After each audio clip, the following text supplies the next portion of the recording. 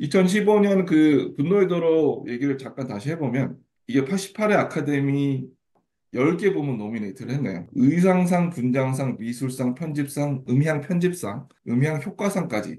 그러니까 뭐 작품상 이런 거 빼고는 거의 앵간한 거 다 수상한 거예요. 그러니까 이게 기술적인 거 거의 다 받은 다 거죠. 예. 가져간 거예요. 뭐 우리 영화 평론가로 유명한 박평식 씨가 있지 않습니까? 아, 박평식 씨. 오래된 아, 사람이죠. 오래되신 분이죠. 나이도 좀 있으시고. 그분 한 줄 평이 이제 딱 한다는 거 딱 기억납니다. 그 노홍의 펄펄. 펄펄이라는 단어. 어, 날아다녔다, 진짜. 예, 역시 영어도 날아다녔다. 펄펄이죠. 예. 이제 다시 말하지만 70 먹은 어르신이 진짜 펄펄 날았습니다. 그래서 저는 감히 얘기했자면 그 2010년 이후로 나온 액션 영화 중 저는 이걸 제 가장 탑 원으로 전 뽑고 싶을 정도로 정말 잘 나왔다. 이 영화를 보면서 좀 느꼈던 부분이 있나요? 차량 추격신이 좀 인상 깊지 않았나요? 그렇죠. 차량 추격신도 그렇고 전 어, 캐릭터들이 워낙 그 어, 독창적이어서 어. 예. 그리고 그 워보이들이라 그러나요? 약간 그렇죠. 착착해가지고 어. 예. 워보이는 그런 그전에는 캐릭터나 없었는데 새로 나온 예, 캐릭터들이라고요. 예, 예. 어, 그랬던 것 같아요. 그런 음. 캐릭터나 가장 짧게 나왔지만 인상 깊었던 그 매달린 채로 추격전에서 기타를 불 뿜는 기타를 쳤던 역시 음악을 기억하죠? 좋아하니까, 예, 그죠? 예. 투프 워리어라고 하나요? 뭐 그 제가 기억 안 아, 나는데 예. 맞아요, 맞아요. 그 그 옛날 전쟁으로 막 치면은 끊어주는 군악대잖아요. 예, 예. 말 근데 그대로, 그거를 예, 공중에 매달아 놓고 기타에서 이제 헤비메탈 사운드를 내면서 기타에서 불이 뿜어져 나오고 예, 예, 무슨 약간 그 머틀리 크루 앨범 머틀리 크루나 약간 그 옛날 80년대 그 헤비메탈 밴드들 공연에서 그렇죠. 했던 약간 그런 것을 약간 그런 캐릭터를 만들어 놓으니까 아, 그게 되게 멋있죠. 비주얼적으로, 예, 그렇죠. 음악을 좋아하는 특히 락 음악을 좋아하는 사람으로서 확 와닿던 그런 캐릭터. 그런 독창적인 캐릭터가 예, 음. 가장 그런, 기억에 남. 그런 게 바로 좋았습니다. 미장센 아니겠어요? 그 연출, 그분 특유의 연출 기법인 거죠. 그리고 이 감독도 컴퓨터 그래픽을 많이 쓰는 편이 아니고 다 만들어서, 다 그러니까요. 그게 만들어서, 그 음, 배우라고 그럴까요? 그 두프 워리어 진짜 기타리스트라고 하더라고요. 음, 제 기억상 그래가지고 어, 그것도 특이하고 그러니까 좀 디스토피아 핵전쟁 이후니까 그러니까 그렇죠. 뭔가 어떻게 보면 개연성이 없어 보이는 캐릭터들을 막 던져 놓는데도 흥미로운 캐릭터들이 많이 나와서 다른 뭐 여러 가지 주제 의식과는 별개로 기억에 이제 남습니다. 액션 영화의 진면목을 보여준 거죠. 볼거리만으로 그러니까 그 예, 장면만으로 감탄을 불러일으키는 그 모든 차량이 한 번에 등장하는 추격신 정말 좋아하는데요. 아, 이게 장관이죠. 예. 그죠. 비주얼적으로도 그 빨간 그 옷을 입은 그 기타리스트가 그 사슬을 맨 채로 그게 군용 트럭을 개조한 걸로 알고 있거든요. 그 군용 트럭을 개조를 해서 뭐 수십 대들이 그 황량한 사막에서 뭐 등장해서 나가는 게 진짜 전쟁을 느끼게 하면서 이 단 한 편의 영화를 위해서 이런 노고와 공을 들였다는 게 대박이 느껴지니까 한 번에 느껴지니까 와 이건 진짜 영화의 장인이 한 땀 한 땀 모든 것에 혼을 쏟고 공을 들여서 만들었다는 게 확 느껴지죠. 이게 또 실제로 만든 그 다 차량들이다 보니까 더욱더 현실감 있게 좀 다가오지 않았나.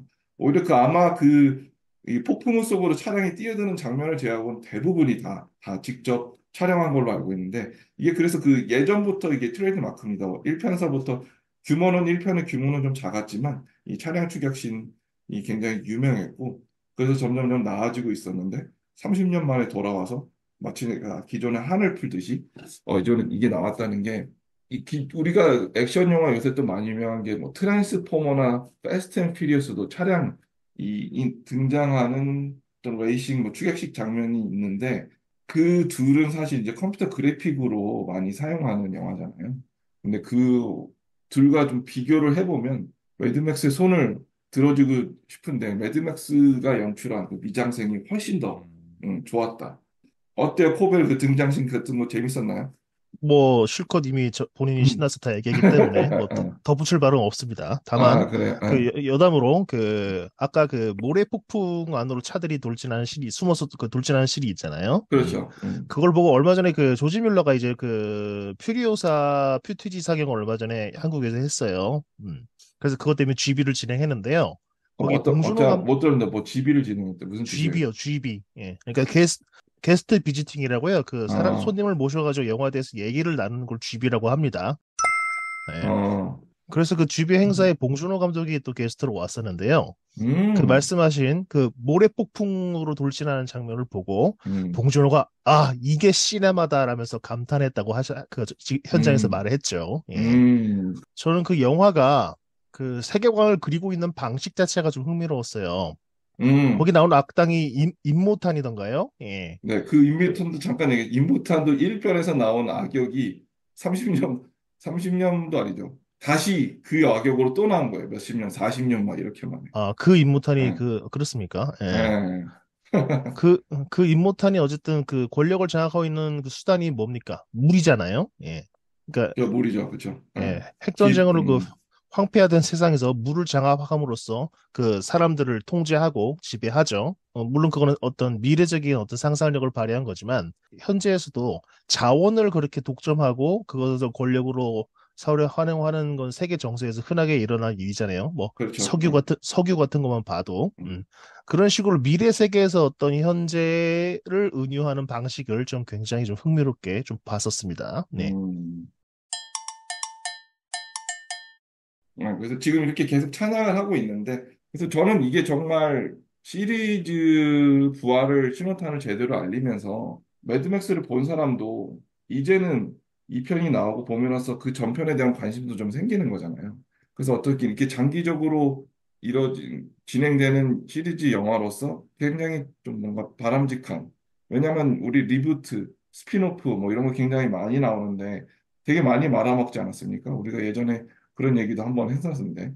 근데 이거는 반대로 크게 성공한 아주 모범적인 사례이기 때문에, 2024년 올해 지금 감독님이 고령에도 불구하고 한국까지 오셔서 열심히 활동했는데, 그 결과가 어떨지 정말 기대가 되고요. 다른 얘기지만, 이게 그 안에 이제 작은 얘기 중 하나가 그 샤를리즈 테론이 그 분노의 도로에서 퓨리오사 역할을 정말 잘 수행해냈잖아요. 맞아요. 해냈잖아요. 그래서 네. 저 개인적으로 좋아하는 배우이기도 하고 그래서 저는 기대를 많이 했는데 요번에 새로 오는 퓨리오사 그 매드맥스 사가는 그러니까 2015년 매드맥스 분노의 대로의 좀 전 얘기가 되겠죠. 그래서 퓨리오사의 조금 젊었을 때 모습을 이제 보여주려고 했었는데 이 컴퓨터 그래픽으로 샤를리즈 테론을 좀 젊게 만들까? 이렇게 하려고 했었다가 그게 좀 아닌 것 같다 싶어서 샤를리즈 테론 대신에 뭐 테일러 에나 조인가요? 이 배우도 제가 배워서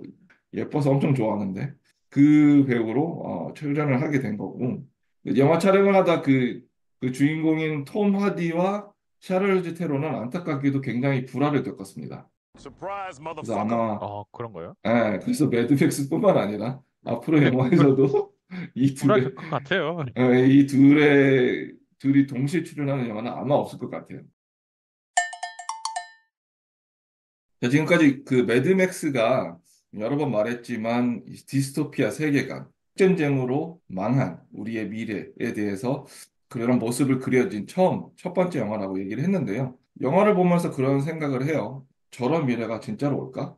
지금 러시아와 우크라이나도 전쟁 시작한 지 거의 2년 됐고, 그러다가 맨 처음 시작할 때, 야, 이러다 핵전쟁으로 번지는 거 아니야? 염려가 많았잖아요. 어떤 우리에게 올 미래가 여러분들은 글쎄, 유토피아, 그리고 디스토피아, 이런 얘기 많이 하죠. 유토피아는 이상적인 미래, 이상향, 그리고 디스토피아는 그와 반대되는 말인데, 어떻게 생각해? 우리가 가까울 미래가 과연 디스토피아에 가까울지, 유토피아에 가까울지, 재미로 한번 예측해 볼까요? 코벨이 오늘 인터넷이 조금 이상한지 왔다 갔다 하니까 코벨 의견부터 한번 먼저 들어볼게요. 없어질지 모르기 전에, 사라지기 전에. 네. 영화에서 그려지는 것처럼 뭐 인류의 미래가 막 한순간에 절단나고 그럴 거라고 생각하진 않지만 그렇다고 뭐 마냥 장밋빛일 것 같진 않아요. 특히나 저 사람들이 좀 많이 실감하지만 기후 위기 하다가 뭐 콧등으로도 듣지 않았는데 요즘 그거에 대한 어떤 후폭풍을 맞는 어떤 큰 사건들이 좀 많이 일어나고 있죠.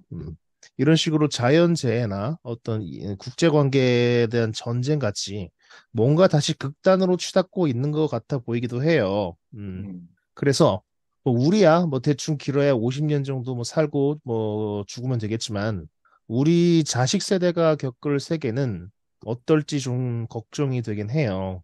물론 뭐 종말론 내지 세상에 대한 위기감은 매 시대 어느 때나 있었어요. 그건 뭐 새삼스러운 일은 아닌데, 하지만 아까 뭐 핵 전쟁에 대한 어떤 디스토피아를 얘기했지만은 현재는 한 번 틀어지면은 걷잡을 수 없고 되돌릴 수 없는 시대잖아요. 예. 그렇기 때문에 그런 어떤 위기감이 더 큰 것 같아요. 예. 음, 그렇기 때문에 저도 뭐 결론부터 말씀을 드리자면 지금보다 더 나은 세상이 될 거라는 희망은 별로 보이지 않네요. 예. 그렇군요.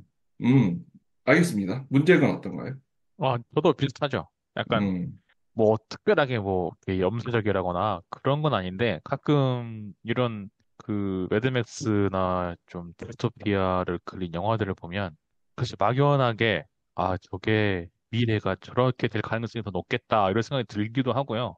그러니까 뭐 2100년, 뭐 2080년 이쯤 되면 저희들은 이제 노인이 되는 거잖아요. 이렇게 나이를 많이 먹은.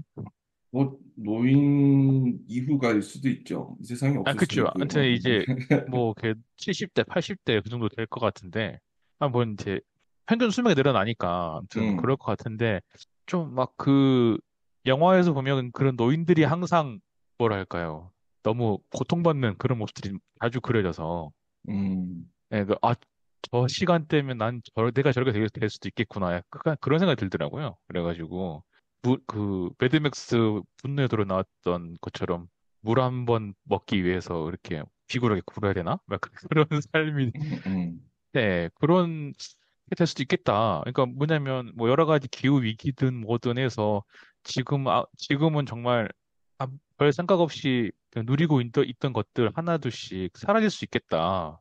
뭔가 포기해야 되는 경우가 있겠다. 당장 뭐 기후위기 때문에 뭐 작황이 안 좋아서 사과값이 올라서 사과를 맘 놓고 못 먹는 상황이 오는데 이게 나중에는 사과 하나 먹으면 쉽지 않겠는데? 뭐 이런 생각이 들고, 음, 예. 물도 그렇고, 뭐 좀, 이런 매드맥스나 이런 영화를 보면 이제 그런 거는 경각심이 조금씩 들죠. 미래를 그리는 영화에서 네, 디스토피아가 아닐 수 없다고 생각합니다. 유토피아의 음, 미래는 굳이 그릴 필요가 없기 때문이죠. 예. 재미가 없는 거죠. 음. 그렇죠. 그렇게 이 생각이 두, 드네요. 뭐, 단적으로 뭐 이 두 영화, 방금 말한 매드맥스도 그렇지만은, 어, 뭐 우리가 아는 다른 영화들도 많죠. 그렇죠. 터미네이터 시리즈는 기계가 인간을 거의 멸종시킨 세상이고, 예. 음, 혹성 탈출도 인간은 멸망하고 지능 높은 유인원이 지구를 지배하는 이야기죠. 예. 아, 그리고 뭐 인터스텔라도 더 이상 희망이 없는 지구를 벗어나고 다른 행성으로 테라포밍하기 위해서 하는 몸부림을 그리고 있는 거고, 음, 엘리시움도 네. 지구는 이미 슬럼화되어 있고 우주의 어떤 부유충들만의 어떤 위성이라고 그래야 되나요? 그런 공간이 만들어져 있죠. 음, 뭐 블레이드 러너도 마찬가지고요. 아까 말한 스필버거의 AI도 네. 지구가 이미 일부는 수몰되고 인구가 많이 줄어든 상태에서 정교한 인공지능 때문에 어떤 인간 사회에서 벌어지고 있는 갈등을 그리고 있죠. 그리고 얼마 전 개봉한 뭐 듀운의 세계관도 지구는 이미 결단난 까마득한 미래를 그리고 있죠. 예. 그렇지 않은 영화도 저 지금 방금 생각났습니다. 그렇지만. 뭐죠? 예. 미래를 그렸지만 미래가 디스토피가 아닌 살만한 영화 하나 생각나는데요. 이게 AI에서 생각나는데 여러분 그 로빈 윌리엄스가 주연한 바이센테니얼 맨이라는 영화를 보셨는지 모르겠어요. 그거 좋죠. 굉장한 명작이거든요. 예, 예, 이게 200년을 산 사람이란 뜻이거든요. 바이센테니얼 맨이. 주요된 스토리는 AI 그 안드로이드 인간이 이제 사람이 되는 그런 과정을 뭐 그린 건데요. 그 얘기에 집중하다 보니까 이제 미래 그 안에서 이제 배경은 이제 사회는 우리랑 지금 현실과 크게 다를 바는 없습니다. 큰 미래를 그린 것도 아닌 거지만 그래서 굳이 어거지로 반박할 영화를 찾아보니까 바이센테니얼 맨이라는 영화가 근데 그 영화가 정말 재밌고 요새 AI가 많이 나오니까 뭐 로봇에 대한 게 많이 나오는데 그 영화에 대한 언급이 별로 없더라고요, 요새. 그래서 저 같은 이렇게 주목받지 못하는 것을 주목하고 싶은 그런 마인드 가진 제가 바이센테니얼 진짜 재밌는 영화인데 얘기가 없어서 굳이 한번 꺼내봤습니다. 네. 알겠습니다. 네. 뭐 하던 얘기를 좀 그래도 좀 마무리 짓자면은 뭐 아까 반박되는 영화를 그렇죠. 방금 말씀해 주셨지만 응. 모두가 행복한 유토피아, 행복한 세계에서 어떤 갈등이 발생하고 이야기가 진행될 수 있겠습니까? 예.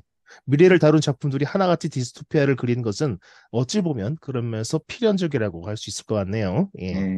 자, 이런 그 미래 얘기들도 많이 해봤고, 제가 그 여러 번 칭찬도 하고 감탄도 한 영화, 매드맥스가 5월에 옵니다. 매드맥스 4가. 그래서 지금까지 저희가 한 얘기가 여러분들이 영화를 보실 때 조금이나마 좀 더 흥미나 재미를 불러일으켰으면 좋겠습니다.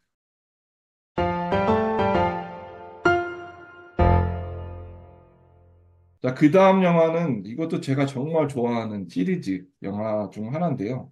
마찬가지로 45년의 역사를 가지고 있습니다. 네, 처음 나왔을 때가 79년이었어요. 우리보다도 나이가 많죠. 바로 외계인 되겠습니다. 외계인이라고 말하니까 뭐 다른 영화 같죠, 그죠? 네.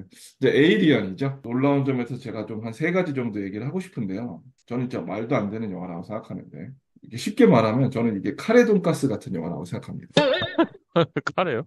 카레 돈가스, 카레가 아니고 카레 돈가스예요. 이게 무슨 뜻이냐면 예.